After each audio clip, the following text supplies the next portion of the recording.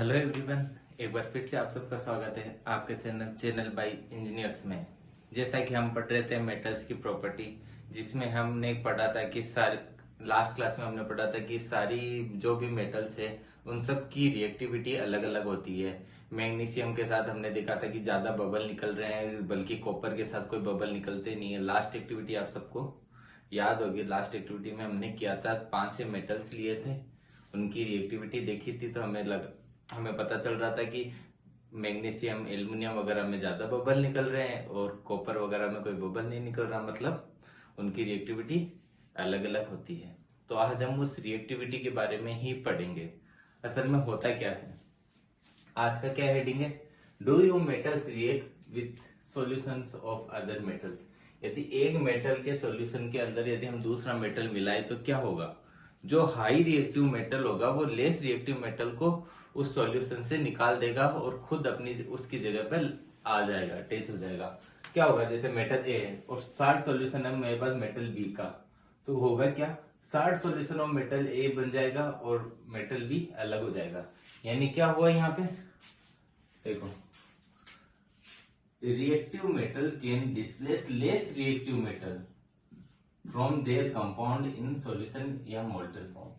हुआ क्या, जो लेस रिएक्टिव मेटल है उसको क्या कर दिया जाता है, उसको डिस्प्लेस कर दिया जाता है हाई रिएक्टिव मेटल के द्वारा।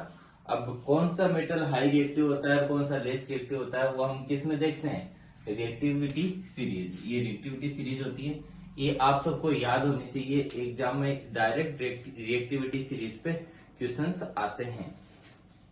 रिएक्टिविटी सीरीज क्या होती है, सबसे ज्यादा रिएक्टिव क्या होता है, पोटेशियम, फिर सोडियम, पोटेशियम होता है, फिर सोडियम होता है, फिर कैल्शियम होता है, फिर मैग्नीशियम, फिर एल्युमिनियम, फिर जिंक, आयरन, लेड, हाइड्रोजन। मैंने ये ब्रैकेट क्यों लगाया है हाइड्रोजन पे, आपको इस ब्रैकेट का मतलब समझ में आता है, ये ब्रैकेट क्यों है। ये ब्रैकेट होता है जब अपन सिंगल मॉलिक्यूल को लेते हैं तब हम ये ब्रैकेट लगाते हैं। इसके बाद क्या है, कॉपर, मरकरी, सिल्वर और गोल्ड। पोटेशियम सबसे ज्यादा रिएक्टिव होता है और अपन को पता है गोल्ड सिल्वर लेस रिएक्टिव होते हैं। तभी तो हम जो ज्वेलरी होती है वो कॉपर गोल्ड सिल्वर वगैरह की क्यों बनाते हैं, क्योंकि ये लेस रिएक्टिव होता है। और वायरिंग जो करते हैं वो किसकी करते हैं, कॉपर की करते हैं। तो नीचे वाले मेटल लेस रिएक्टिव होते हैं तभी इनका यूज किया जाता है। और ऊपर वाले जो मेटल्स होते हैं कैसे होते हैं, हाईली रिएक्टिव होते हैं। आगे समझो, ऊपर से नीचे रिएक्टिविटी क्या हो रही है, डिक्रीज हो रही है। इसको याद करने के लिए मैंने एक ट्रिक भी बनाई है। सब अपने ट्रिक भी बना सकते हैं और किसी को याद हो तो इस ट्रिक से भी याद कर सकते हैं। जैसे काशीनाथ का माली आलू जो फीके पकाता है, कौन है आगे आओ। काशी से क्या हो जाएगा, काशी से पोटेशियम, नाथ में न आ रहा है यानी सोडियम, के यानी क्या होगा, कैल्शियम, काशीनाथ का यानी कैल्शियम, एम माली से क्या बन रहा है, एम आलू से क्या बन रहा है, एल, जो जिंक जैसे क्या बन रहा है, जिंक, फिक्के, एफ से क्या बन रहा है, आयरन, पकाता है, पकाता से क्या होगा बताओ, लेड का क्या होता है, पीबी, तो पी आ रहा है, पकाता है से क्या होगा, हाइड्रोजन, कौन सी की आ रहे, कौन अपन ऐसे लिख सकते हैं, तो सी से क्या बन रहा है, कॉपर, है से क्या होगा, अच्छा जी मरकरी, आगे नाम से होता है क्या होगा, ए जी, आओ यू आ रहा है ना, ए यू, तो ये क्या हो जाएगा, गोल्ड। तो ऐसे भी आप याद कर सकते हो, और ट्रिक से भी, और डायरेक्ट याद हो तो सबसे अच्छा है। वैसे बिना ट्रिक ही याद होना चाहिए, बिना ट्रिक याद करना लॉन्ग टर्म तक याद रहता है। ट्रिक से याद करने से क्या होता है कि हम जल्दी भूल जाते हैं, इसलिए कोशिश करो कि बिना ट्रिक याद करो। और यदि याद नहीं हो रहा है तो ट्रिक का यूज कर सकते हो, अपनी ट्रिक भी बना सकते हो और चाहो तो इससे भी याद कर सकते हो। ठीक है, तो आपको ये रिएक्टिविटी सीरीज याद होनी चाहिए।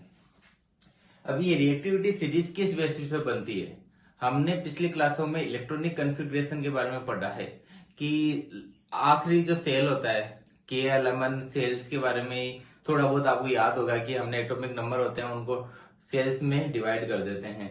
तो आखिरी जो सेल होता है उसमें जितने कम मेटल होते जितने कम एटम होते हैं, आखिरी सेल में जितने कम एटम होंगे उतना ही वो रिएक्टिव होगा। और यदि आखिरी सेल है वो भरा हुआ होगा पूरी तरह से, तो क्या होगा, वो लेस रिएक्टिव होगा। जब उसके पास फ्री इलेक्ट्रॉन ही नहीं होगा तो क्या होगा, वो रिएक्ट नहीं कर पाएगा। यदि उसके पास फ्री इलेक्ट्रॉन है तो जल्दी से किसी और से जुड़ने की कोशिश करेगा। तो आखिरी सेल पे डिपेंड करता है कि वो कितना रिएक्टिव होगा और कितना कम रिएक्टिव होगा। आखिरी सेल में समझो कि एक ही इलेक्ट्रॉन है तो वो सबसे ज्यादा रिएक्ट होगा, किसी के बाद 2 है तो वो उससे कम होगा, जिसके बाद 3 है तो वो उससे कम होगा। मतलब इलेक्ट्रॉन की संख्या जैसे जैसे बढ़ता जाएगी वैसे वैसे क्या होगा, वो लेस रिएक्टिव होता जाएगा। यदि आखिरी सेल पूरा भरा हुआ है तो वो नोबल गैसेज में आता है। जैसे हमने नोबल गैसेज पढ़ी कि वो लेस रिएक्टिव होता है, वो इजिली रिएक्ट नहीं करता किसी से भी। जैसे मैंने कुछ के इलेक्ट्रॉनिक कन्फिग्रेशन भी लिखे हैं ताकि तुम्हें रिकॉल भी हो जाए और थोड़ा ये पता भी चले। जैसे पोटेशियम है, पोटेशियम का एटॉमिक नंबर कितना होता है, 19। 19 कैसे भरा जाएगा, 2। ये तो पता है ना, पहले में 2 भरा जाता है, दूसरे में 8, तीसरे में 8, फिर 16, फिर 16, फिर 32। तो पहले में 2, दूसरे में 8, 2 और 8 10, तीसरे में 8 18, बचा कितना, 1। मैंने क्या बोला था, लास्ट सेल में यदि एक इलेक्ट्रॉन है तो वो कैसा होगा, हाईली रिएक्टिव होगा। और जैसे अगला क्या है, सोडियम, सोडियम में कितना है, 2 8, फिर क्या है, 1, तो ये भी रिएक्टिव होगा, हाईली रिएक्टिव। 11 सोडियम का होता है ना। तीसरा क्या है, कैल्शियम, कैल्शियम का कितना होता है, 20, कैल्शियम का क्या हो जाएगा, 2 8 8, लास्ट में कितना बचेगा, 2, तो ये भी रिएक्टिव है। 2 इलेक्ट्रॉन बचे तो ये रिएक्टिव तो है लेकिन एक से ज्यादा नहीं हो सकता। सबसे ज्यादा रिएक्टिव वो होगा जिसके पास एक ही बचा हुआ है, जिसके पास 2 है वो रिएक्टिव तो हाईली रिएक्टिव है लेकिन वो उससे कम है। तीसरा क्या है, Mg, 12 कितना होता है, मैग्नीशियम, Mg का कितना होता है, 12, 2 8 10 हो गए, लास्ट वाले में कितना आएंगे, 2, तो ये भी रिएक्टिव है।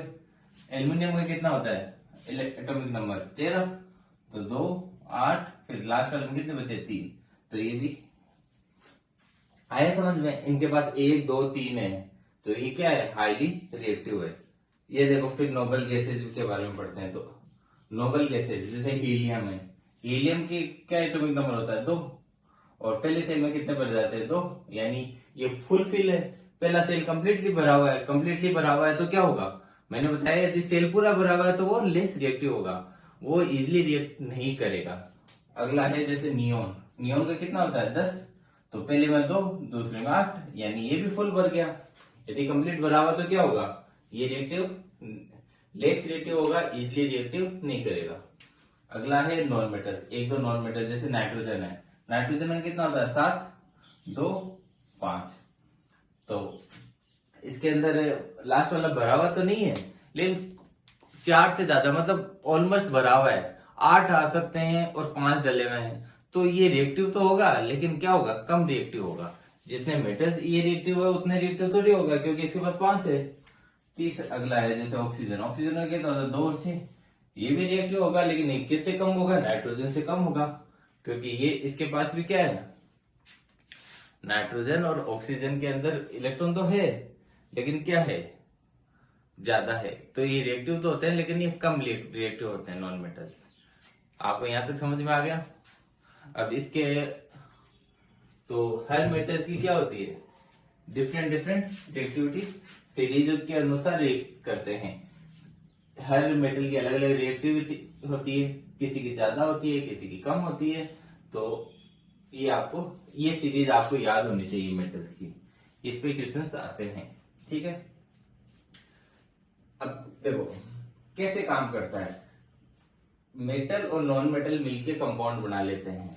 जैसे कि समझो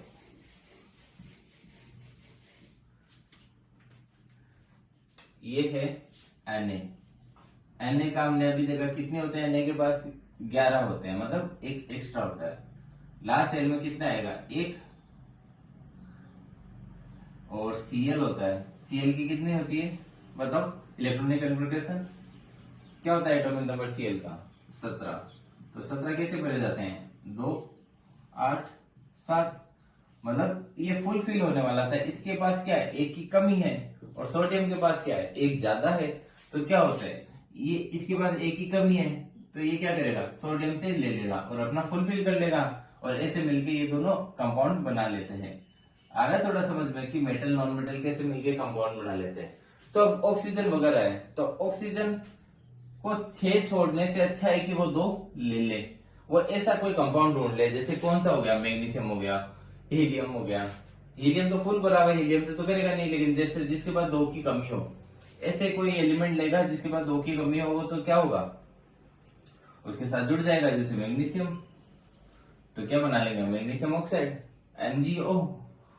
तो क्या हो रहा है यहाँ पे, जो नॉन मेटल्स होते हैं इनके पास आखिरी सेल में बहुत सारे एटम्स होते हैं, तो ये क्या करता है, देने की बजाय लेने की कोशिश करता है। ये सोचता है कि मैं 6-5 छोड़ूंगा, इससे अच्छा है कि मैं 2 की कमी है 2 ले लेता हूँ। नाइट्रोजन के अंदर क्या हुआ, 3 की कमी है, तो मैं ऐसा कंपाउंड ढूंढ लेता हूँ जिसके पास 3 है। ऐसा कोई मेटल ढूंढ लिया जिसके पास 3 है, तो उसके साथ जाके जुड़ जाऊंगा। जैसे एल्युमिनियम, एल्युमिनियम के पास 3 एक्स्ट्रा है, इसके बाद 3 की कमी है, तो मैं इसे मेटल के साथ जुड़ जाता हूँ। तो आई थिंक आपको समझ में आया होगा कि जो नॉन मेटल्स होते हैं वो देने की बजाय लेने की कोशिश करते हैं। वो सोचते हैं कि हम इतने देंगे, इससे अच्छा है कि कुछ ले लें। और जो मेटल्स होते हैं इनके पास कम होते हैं आखिरी सेल में, तो ये देने की कोशिश करते हैं कि तू ले जा। तो ऐसे मिलके ये कंपाउंड बनाते हैं। जैसे NaCl का मैंने आपको एग्जांपल दिया, इस Cl के पास एक कमी है लेकिन सोडियम के पास एक ज्यादा है, तो दोनों क्या करेंगे, आपस में रिएक्ट करके अपने आउटर मोस्ट सेल को कंप्लीट कर लेंगे। आई थिंक आपको समझ में आ गया होगा। अब आगे का टॉपिक हम अगली क्लास में करते हैं। तब तक के लिए धन्यवाद, मिलते हैं अगली क्लास में।